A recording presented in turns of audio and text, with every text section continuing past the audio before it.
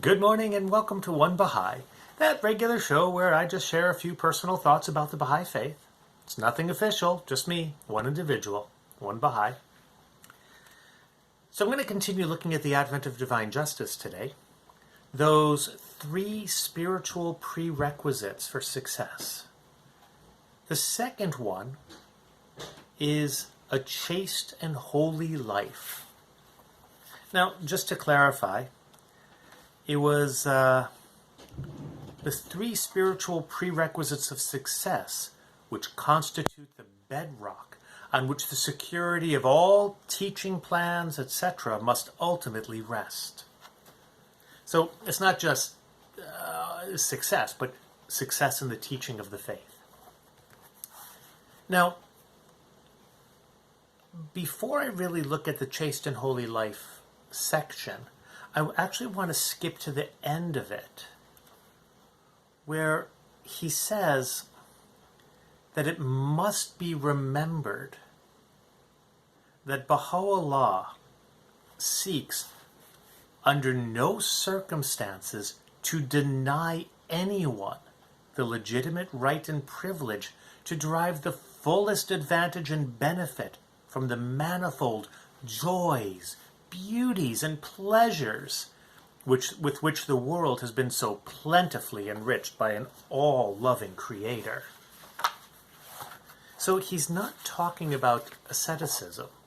He's not talking about denying oneself the beauty of this world. As you probably know, the right of God, our form of tithing, purifies our wealth and allows us to spend the remainder pretty much on whatever we want. Hi, George. As you know, as soon as I start doing this, my cat wants to come up and have attention. Okay. So, in this section on a chaste and holy life, he talks about the weakening of the moral fiber, the undermining of the foundations of individual morality. He talks about, boy, I wish I underlined it. I didn't underline it today, which is kind of weird. He talks about the moral laxity and the denying of religion. Oh, there it is. When the lights of religion are fading out. He's calling on the Baha'is to stand in contrast to all of this. The other thing that I find intriguing is that he says that this chaste and holy life must adorn and reinforce the ceaseless labors and meritorious exertion of the teachers and administrators of the faith. When I look at the reaction to religion in the world today, a lot of people that I'm aware of deny and decry religion because of sexual abuses on the part of religious leaders of certain sects. And this was going on at the time. People may not have been talking about it back in the 30s, but it was happening. And Shoghi Effendi, even at that time, warned us sternly to be aware of this and to make sure that the Baha'i faith was not stained in the same way.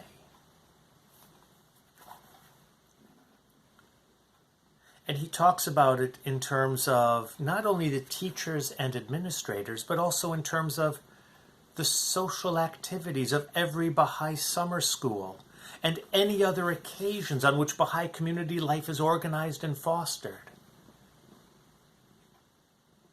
This stainless chastity is so, so important. He goes on, and remember in the last section he talked about the implications of upright conduct.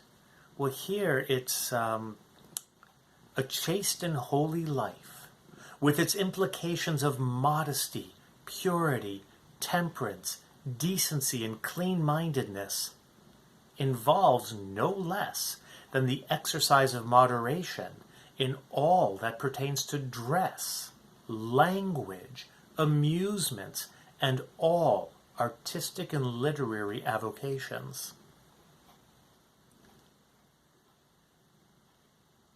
So, there are implications to chastity too. Many people think of a chaste and holy life merely as freedom from sex. Well, that's not what it's about. That may be a part of it, maintaining sexual relations within the confines of marriage, but it also has to do with what artistic pursuits we follow. Are we watching pornography? Even if we're not having sexual relations, just the watching of it is not being chaste. Our eye is not chaste. Amusements. Are we playing video games in which we're slaughtering people left, right, and center? That's not exactly chastity either. I remember years ago when my son was, I don't know, must have been about 6 or 7, probably 8. He was playing a video game in which we had to destroy a castle and kill everybody in it. It was a physics game made as a conquering a castle game. And he loved it. It was a lot of fun, I admit. So we played it a number of times, and I said, all right, now let's go outside. And we walked down the street to where one of his best friends lived, and I said, where would you fire the catapult to destroy that house? How would you ensure that everybody in it died? And he was aghast, like, oh, I would never do that. I said, well, this is what you're learning in this game. So we went back online and we searched similar games, and we found one in which you were a urban developer downtown and you had to destroy a building without destroying the buildings next to it. The physics were the same, but the purpose was quite different.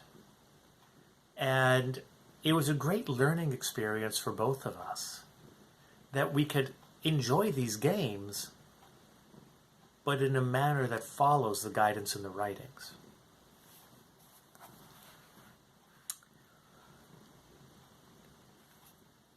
The quotes that Baha'u'llah, that Shoghi Effendi uses from Baha'u'llah in this section are quite fascinating.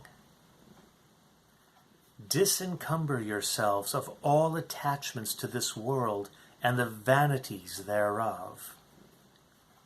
A race of men incomparable in character shall be raised up, which, with the feet of detachment, will tread under all who are in heaven and on earth, and will cast the sleeve of holiness over all that hath been created from water and clay. Throughout this section, detachment is another virtue that comes up over and over again. And I love that he ends it with what I started with, that it's not asceticism. It is not, as he says, an excessive or bigoted Puritanism. And then he ends with a quote from Baha'u'llah. Should a man wish to adorn himself with the ornaments of the earth, to wear its apparels, or partake of the benefits it can bestow, no harm can befall him, if he alloweth nothing whatever to intervene between him and God. For God hath ordained every good thing, whether created in the heavens or in the earth, for such of his servants as truly believe in him. Eat ye, O people, of the good things which God hath allowed you, and deprive not yourselves from his wondrous bounties. Render thanks and praise unto him, and be of them that are truly thankful.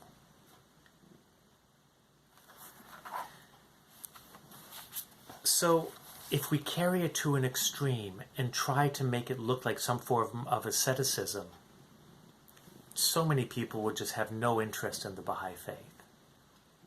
If we indulge in these horrible activities, then we too will be slandered with the stigma of child abuse and sexual abuse. When we find that middle ground, enjoying these great bounties in a licit manner, in a good manner, and not trying to deny people them, then we attract people because they can see that you can enjoy these things of the world in a healthy way. And that to me has always been one of the defining features of the Baha'i faith. We're allowed to do things in a healthy way. So that was really all I wanted to share today. Thank you very much for joining. I'm not sure how much longer I'll be able to do this on a daily basis because my summer market looks like it's going to be starting up this weekend, so I will have to get back to work at that. But in the meantime, thank you very much for joining. We'll probably talk tomorrow on that third spiritual prerequisite. We'll see. Thank you very much. Take care.